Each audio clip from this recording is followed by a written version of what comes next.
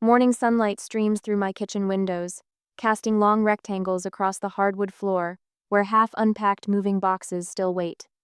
I grip a coffee mug in one hand and sort through my mail with the other, trying to maintain some semblance of normal routine in my new home. The certified letter sits apart from the stack of junk mail and bills, its official markings making my stomach clench.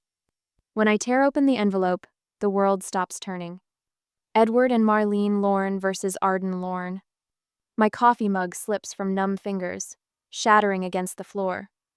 Dark liquid seeps into the grout between tiles as my hands begin to tremble, the legal papers wavering before my eyes.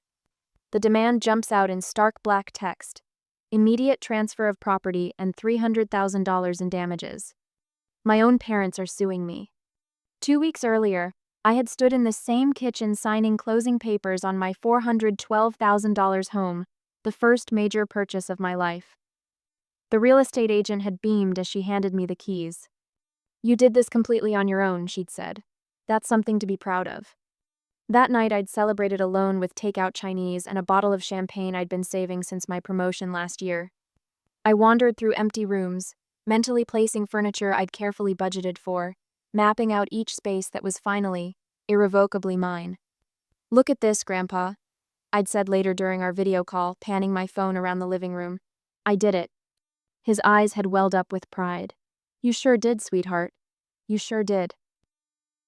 The first sign that something was wrong came immediately after I announced the purchase. My parents' faces on FaceTime were tight, uncomfortable.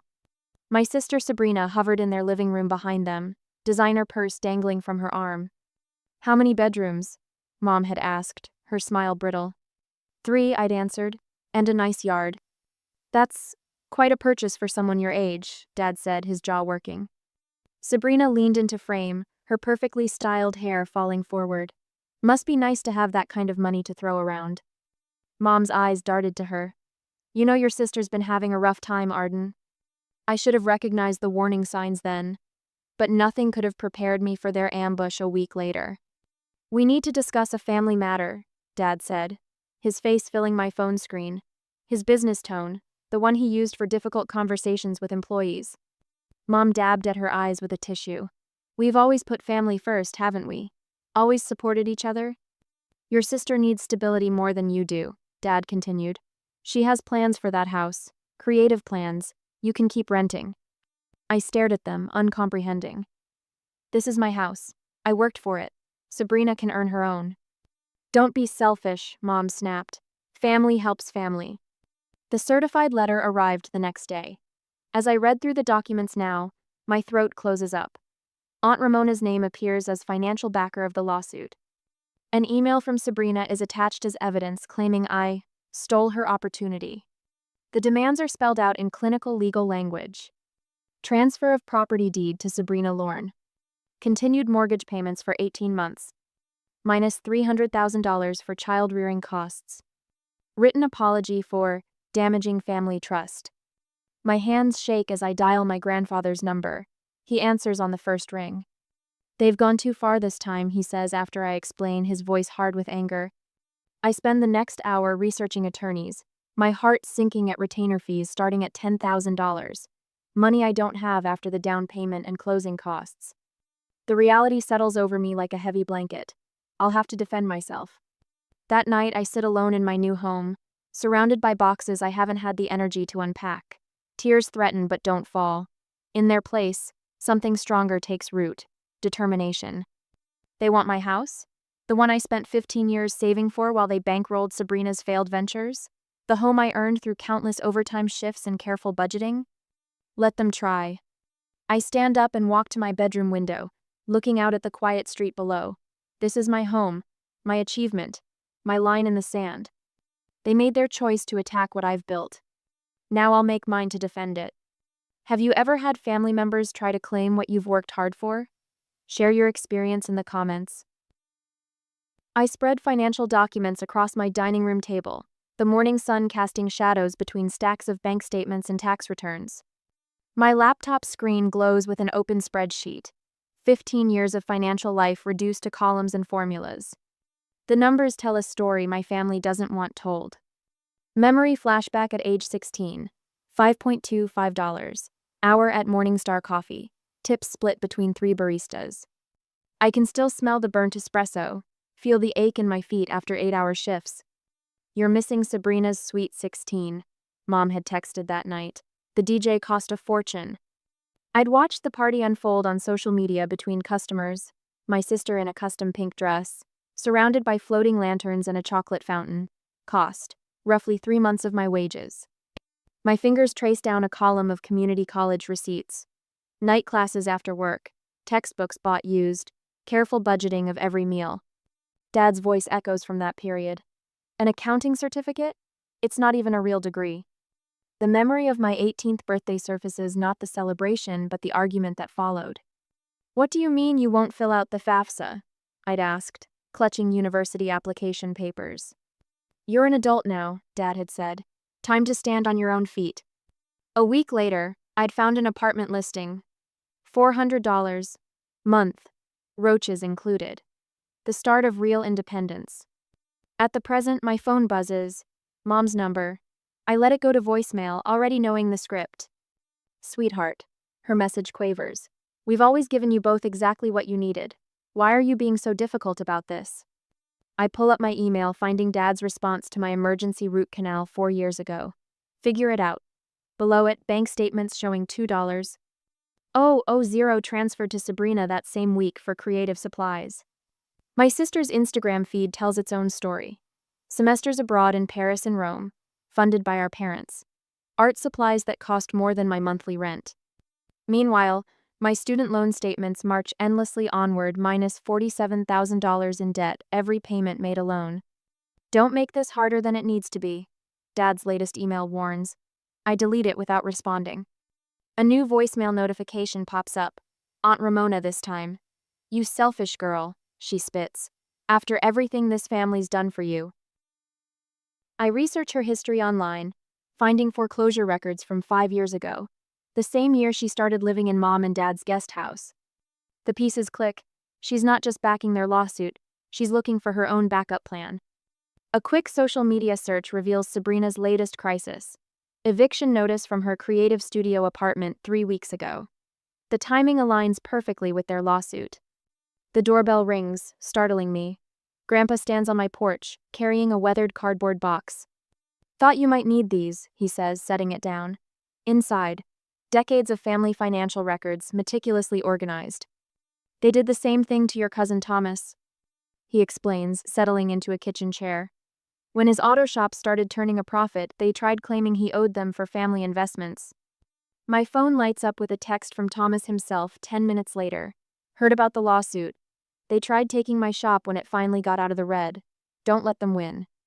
A knock at the door an hour later reveals my next-door neighbor holding a potted plant. Welcome to the neighborhood, she says warmly, despite surely having heard about the family drama. My high school boss from Morningstar Coffee emails. Remember that Employee of the Year award? Happy to be a character reference. The support strengthens me for the next wave in the days to follow. A certified letter threatening property liens, Sabrina's tearful Facebook posts about her heartless sister, and calls from my parents' country club friends about family duty. Aunt Ramona's silver Mercedes cruises past my house for the 3rd time today, her phone raised to take pictures.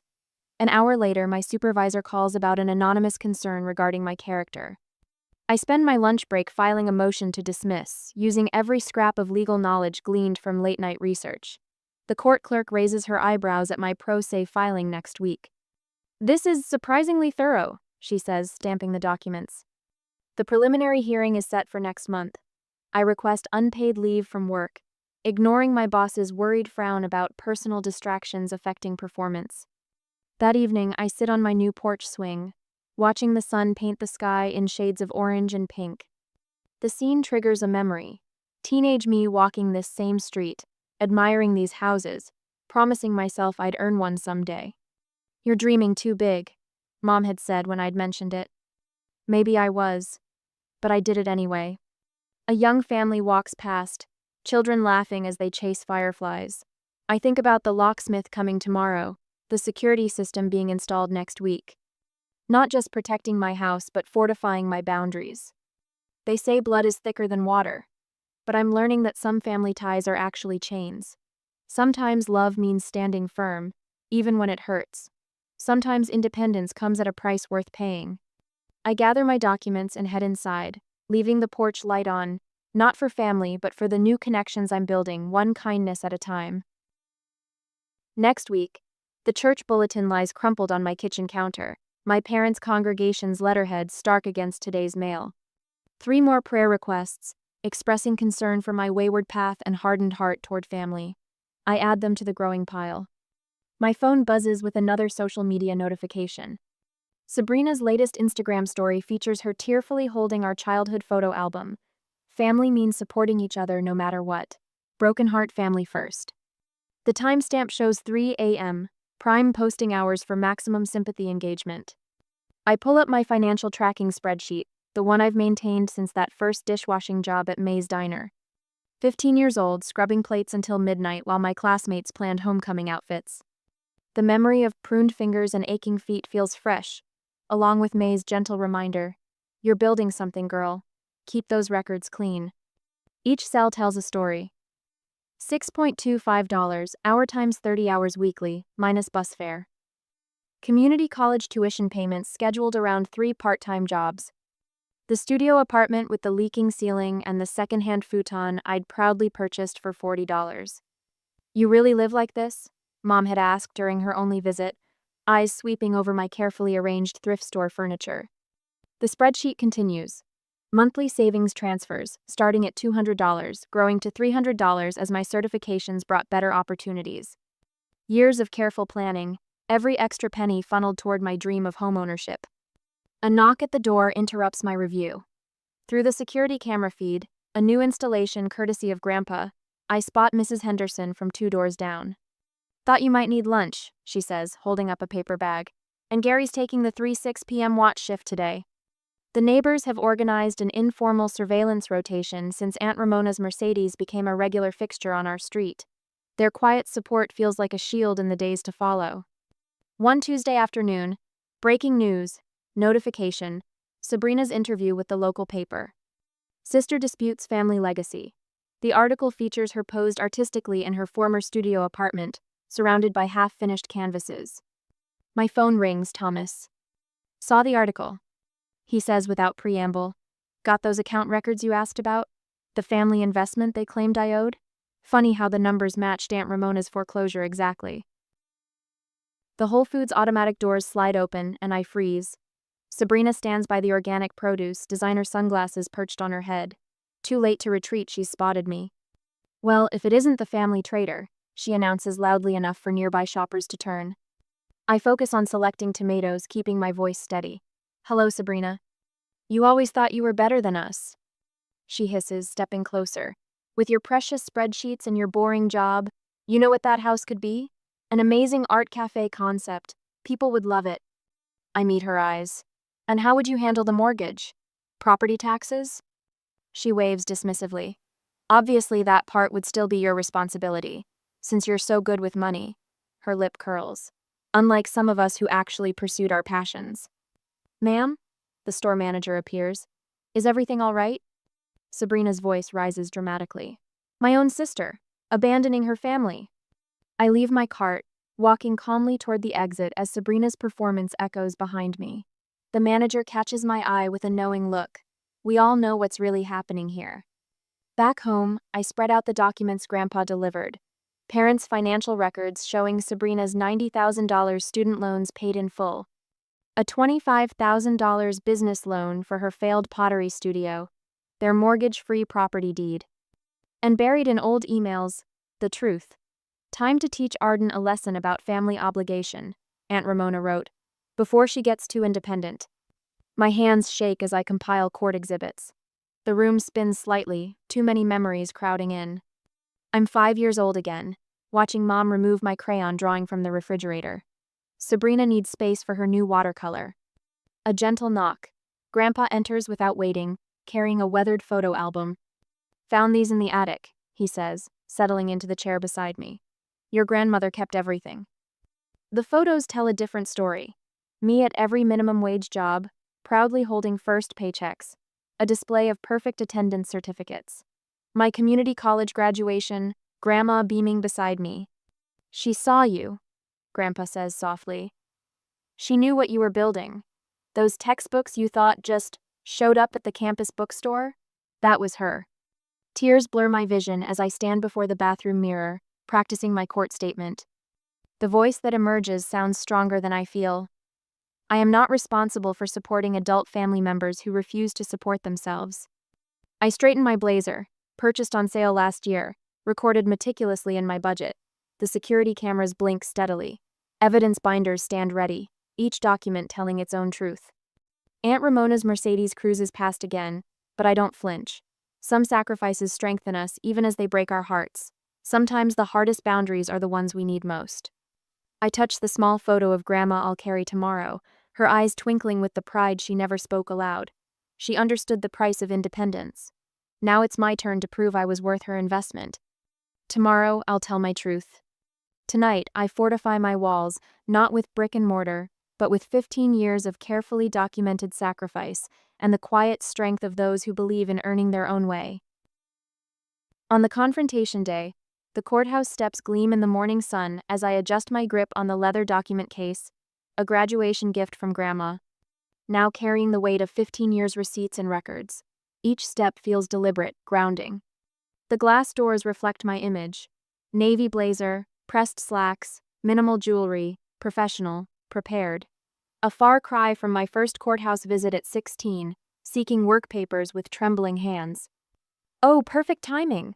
Sabrina's voice rings across the marble lobby. My family forms a coordinated tableau, matching white, blood-first, t-shirts under sport coats and cardigans. Mom dabs at carefully smudged mascara while Dad's attorney arranges papers with theatrical precision. Aunt Ramona catches my eye, lips curving into a familiar smirk. Last chance to avoid embarrassing the family, dear. I keep walking, heels clicking steadily against marble. The security guard nods as I pass through the metal detector, my heart beats steady despite the weight of their stares. The courtroom feels smaller than expected. Wood panels absorb sound, creating a bubble of focused silence. I arrange my exhibits with practiced efficiency, each tab color-coded and annotated. The methodology that earned eye rolls at family dinners now serves as armor. All rise. Judge Martinez enters, her quick assessment taking in both sides. Her gaze lingers on the matching shirts before settling on the stack of motions. Interesting filing, she comments, scanning the first page. Please proceed. Dad's attorney rises, straightening his tie. Your Honor, this case centers on familial obligation and traditional values. The Lorne family invested approximately $300,000 in raising their daughter, as documented by USDA statistics. Objection. I state clearly. Irrelevant. Standard childcare costs don't create legal debt. Sustained. Judge Martinez's pen taps her notepad. Counsel, proceed with actual claims. Mom takes the stand first, tissue clutched dramatically. We sacrificed everything for our girls, private lessons, summer camps. Her voice breaks. How can she abandon us now that she's successful? I stay focused on my notes as she describes my selfish career choices, my rejection of family values. Each accusation lands softer than the last, buffered by years of documented truth. Dad testifies next, his authoritative boardroom voice filling the space. In our family, successful children support their parents. It's understood. And when was this agreement made? Judge Martinez interrupts. It's traditional, he stumbles. Implied. Your Honor, I begin my cross-examination. Did you provide similar support for Sabrina's education? Objection? Irrelevant. Their attorney stands. I'll allow it, Judge Martinez says. Answer the question. Dad shifts uncomfortably. Sabrina needed help pursuing her artistic gifts. Please review Exhibit C. I direct. Bank statements showing $90,000 in student loan payments for Sabrina's fine arts degree, plus $25,000 for her pottery studio. Sabrina's testimony comes next, tears flowing on cue. The house would be perfect for my healing art cafe concept. I'd let her keep a room, of course. And the mortgage? Judge Martinez asks. Property taxes? Well, Arden's good with money stuff. Sabrina waves dismissively. She'd handle that part. The judge's eyebrow rises. What's your current employment status? I'm between projects, Sabrina sniffs. My art requires emotional space. I stand for my testimony, spreading out 15 years of pay stubs, rent receipts, college transcripts. I began working at 15, Your Honor. Every job documented, every penny accounted for. Including parental support? The judge asks. None received. I present bank statements. I paid my own way through community college while working 3 jobs. The down payment for my house came from 15 years of careful saving. She's twisting things, Aunt Ramona bursts out. This ungrateful girl. Silence, Judge Martinez warns. She studies my documentation, then addresses my parents directly. Would you be making these demands if both daughters were struggling financially? The silence speaks volumes. I've heard enough. The judge closes her folder. This case lacks any legal merit whatsoever. Properties purchased independently remain independent. Case dismissed with prejudice. Aunt Ramona's outraged screech echoes off marble as security escorts her out. Sabrina collapses in the hallway, but the court personnel step carefully around her prone form, faces neutral. You'll regret choosing money over family, she calls after me. I pause at the courthouse doors, sunlight streaming through glass. Behind me, Mom's voice rises. How could you do this to your family? But the weight pressing against my chest for months finally lifts. Through the window, I spot Grandpa's truck idling at the curb, his steady presence a reminder that family, real family, builds you up instead of tearing you down. You okay, kid? He asks as I climb in. I watch my biological family huddled on the courthouse steps, their matching shirts a bright blur in the rearview mirror. I think I finally am. Your grandmother would be proud, he says softly. She always said you had the strength to build your own path. The familiar streets look different somehow, clearer, like after a storm. Each carefully earned mile bringing me closer to home. My home, protected now by truth and law and the quiet power of standing firm. In my pocket, the small photo of Grandma seems to warm slightly. She'd understood the price of independence, the courage required to choose yourself. Some sacrifices strengthen us, even as they break our hearts. Sometimes the hardest boundaries become our strongest foundations. The security system chimes as I enter my home, my legally protected home now. 3 days since the courtroom victory, and already the quiet feels different. Not peaceful exactly, but fortified. My phone buzzes. Another notification from Sabrina's GoFundMe. My sister stole my future. Help an artist heal. The fabricated story beneath makes my stomach clench. After supporting me through art school, my sister betrayed our family's trust. Now I'm facing homelessness while she hoards wealth in an empty house. Please help me create my healing art cafe. I screenshot it for my attorney, then silence notifications. The lies sting less than the calculated manipulation. She knows exactly how to play the victim. Did you see the email? Thomas's text appears. My cousin, usually silent on family matters, has emerged as an unexpected ally. Uncle Edward and Aunt Marlene really outdid themselves. The mass email to our extended family arrived this morning, detailing my cruel betrayal of family values and selfish materialism, each carefully crafted paragraph designed to isolate me from the wider family network. I saw it, I reply. Seems familiar? They did the same to me when my business took off. Called me ungrateful, demanded family investments. I wish I'd fought back like you did. That night, the security system chirps again. Motion detected. Through the app, I watch Aunt Ramona's Mercedes creep past my house for the 3rd time tonight. At midnight, the camera catches her approaching my front door. Spray paint can glinting in the porch light. You ungrateful little. The rest is lost as she realizes she's being recorded. The paint can disappears into her designer bag as she hurries away, but not before leaving a bright red streak across my new door. The responding officer arrives quickly.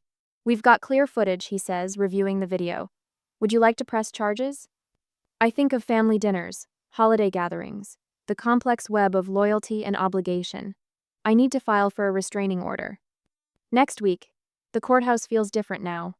Where fear once lived, determination takes root. The clerk processes my paperwork efficiently, eyebrows rising at the family names. Judge Martinez's courtroom again, she notes. She'll remember the context. The temporary order comes through immediately, backed by the officer's testimony and security footage. Each signature feels like both victory and loss, protecting my future while severing my past. They tried this with others. Mrs. Chen, our old neighbor, tells me over coffee. Her letter arrived yesterday, detailing 20 years of observed family dynamics. Your father demanded family support from his brother too before the cancer took him. Your aunt, she's always been jealous of your mother's marriage, you know. Uses money to control people. Grandfather fills in more gaps as we work on his truck together. Your grandmother set aside college money for both you girls, he says quietly. Your parents redirected it. Called it investing in Sabrina's gift. His hands stay steady on the wrench, but his voice carries old anger. That's why she left you the house money separately in her will. The permanent restraining order hearing arrives too quickly and not soon enough. The matching shirts are gone, replaced by subtle designer labels and practiced humility. Their new attorney speaks of reconciliation, portraying me as vindictive and unbalanced. Your Honor, I stand. Evidence organized with familiar precision. I'll let the facts speak. Security footage plays. Police reports detail workplace disruptions, my family claiming medical emergencies to bypass security, the GoFundMe screenshots, the email campaign. Enough, Judge Martinez interrupts. Restraining order granted and expanded to include digital harassment. Any violation will result in immediate consequences. That evening, the local paper runs the story. Family property lawsuit dismissed. Restraining order granted. Sabrina's GoFundMe disappears, reported for fraud. Messages trickle in from extended family. Support. Similar stories, quiet solidarity. Your cousin Rachel called. Grandfather tells me over dinner. Says she's proud of you. Others are starting to speak up about their experiences too. I watch him season his potatoes with methodical care. The same attention to detail he taught me in his garage, rebuilding engines while sharing life wisdom. Does it get easier? I ask. Choosing yourself? He sets down his fork. Sometimes family is what you build, not what you're born into. Your grandmother knew that. Why do you think she left you those tools in her will? Later, I complete my nightly security routine. Doors locked, cameras active, systems armed. The red paint is gone from the door, but its ghost remains, a reminder of boundaries earned and enforced. In my journal, words flow. I protected what I earned, but I'm mourning what never was. The family I wanted existed only in my hopes. The family I have now, the ones who choose truth over comfort, growth over control, they're the foundation for something real. My phone lights up with another text from Thomas. Dinner next week? Rachel and her kids want to meet at that new place downtown. I smile, typing back. Count me in. The security system chimes softly, all secure. Through the window, I watch the sunset paint my garden in gentle golds. Grandmother's roses, transplanted from her yard, bloom stubbornly against the fence. Some things grow stronger when forced to root deeper, finding nourishment in unexpected soil. Tomorrow will bring new challenges, but tonight, in this house I earned and defended, I am anchored in truth. Some victories carry the weight of grief, but they clear the ground for new growth, new connections, new definitions of family. I turn off the lights, leaving one on for the porch, a habit learned from grandmother. Not all traditions need to be broken. Some, like her wisdom and strength, become the foundation for building something better. The morning sun streams through my kitchen windows, catching dust motes as I measure coffee grounds, 2 scoops per cup, the way grandfather taught me. Air since the restraining order, and my weekends have found their rhythm. Maple's tags jingle as she trots to the back door. My rescue mutt, half golden retriever, half probably everything else, according to the shelter, has her own routine now. She knows Mrs. Chen next door will be out gardening, ready with treats and gentle conversation. Just a minute, girl. I checked the security app out of habit. The system's still active, but I've scaled back the notifications. No more midnight alerts, no more documenting every passing car. The cameras remain, silent sentinels rather than constant reminders.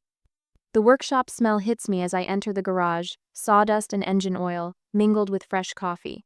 Grandfather's already here, setting up for our Sunday project. We're building a dining room table, big enough for the growing circle of people who actually want to be here. Morning, kiddo. He's arranging clamps with mathematical precision. Thought we'd finish the leg joints today. Perfect timing. I hand him his coffee, black, 2 sugars. Thomas and Rachel are bringing the kids over later. They can help sand. We work in comfortable silence, measuring twice, cutting once. Through the open garage door, I watch neighborhood children chase each other past my fence. Their parents used to hurry them along, back when the lawsuit made headlines. Now they wave, letting their kids stop to pet Maple through the slats. Saw your father yesterday, grandfather says suddenly, testing a joint's fit. At Henderson's Hardware. My hands stay steady on the wood. How'd that go? Age 10 years, I'd say. Both of them have. He adjusts his grip on the plane. Marlene was there too, kept looking at throw pillows like they held life's answers. I remember the designer pillows in their perfect house, arranged just so. The way Sabrina would rearrange them when stressed, while I tracked our family's spending in secret spreadsheets. Heard Sabrina's in Oregon now, I offer. Some artist collective. Running again. He shakes his head. Your aunt's not doing well either. Blood pressure's through the roof, according to the gossips at church. The wood grain beneath my fingers tells a clearer story. Growth rings marking seasons of plenty and want, strength built through adversity. We shape it carefully, honoring its natural character while creating something new. Later, as autumn sun warms the backyard, friends gather for what's become our tradition, the Sunday potluck. Thomas's kids chase Maple while Rachel sets up lawn games. My coworker Sarah, who stood by me through the worst of the lawsuit, arranges flowers from her garden. Hard to believe it's been a year, she says, stepping back to admire her work. A year since I bought this house. The memories surface. Empty rooms echoing with possibility, then threat. Now every space holds purpose. My home office with its promotion-worthy projects, the workshop where grandfather teaches me patience, the garden where Mrs. Chen shares her wisdom about more than just plants. Grandfather rises, tapping his glass for attention. To this home, he says simply, and the woman who built it, not just with lumber and nails, but with courage and truth. The toast ripples through my chosen family, neighbors, friends, the cousins who chose connection over convenience. Even Maple barks her approval, tail wagging as children sneak her bits of hot dog. That evening, after the dishes are done and leftovers distributed, I join grandfather on the porch swing. Maple sprawls at our feet, worn out from playing referee to the kids' soccer game. You didn't just protect your house, he says quietly. You defended your worth. Through the windows, I can see the dining room table we're building, still unfinished but already promising. Like everything worthwhile, it takes time and attention to detail. Some prices are worth paying for peace, I reply. The stars emerge as night settles, casting gentle light on my transformed home. Inside, Sarah and Rachel are setting up board games, their laughter drifting through screen doors. Thomas helps his youngest with homework at my kitchen counter. Mrs. Chen's lights glow next door, her silhouette visible as she waters her evening primrose. My phone buzzes, a text from the young analyst I'm mentoring at work. She's leaving her financially abusive marriage, needs advice on building credit. You showed me it's possible, she writes. I think of that terrified woman who first walked into Judge Martinez's courtroom, clutching papers and desperate certainty. She's still here, that core of steel strengthened by fire. But now she's surrounded by people who recognize its worth, who add their own strength to the alloy. The security system chimes softly, all secure. But the sound no longer triggers anxiety. Instead, it reminds me of boundaries earned and kept, of peace protected and shared. Maple's head lifts at approaching footsteps, just the neighbor's teenager, coming to ask if she can walk her tomorrow. Same time as usual? She calls. We're working on her leash manners. Perfect, I answer. Another small thread in the tapestry of normal life, woven from trust and consistency. Grandfather squeezes my shoulder as he heads in to claim his favorite armchair, the one we refinished together, now permanently placed in my living room. His tools live in my garage now, his wisdom in my daily choices. Inside, the game night is getting competitive. Outside, crickets tune up for their evening symphony. And here on my porch, in this space between what was and what is, I breathe in the peace I've built. Some say family is who you're born to, but I've learned it's who you choose to become, and who chooses to witness that becoming with love and respect. Every laugh from my living room, every wave from a neighbor, every shared meal and project and quiet moment, these are the true measures of home. The stars wheel overhead, constant as truth, bright as possibility. Tomorrow will bring its own challenges. But tonight, in this house I earned and shared and filled with genuine connection, I am exactly where I need to be. What defines family after all? Is it blood and obligation? Or is it the people who celebrate your growth while respecting your boundaries? In my experience, it's the latter that builds the strongest foundations.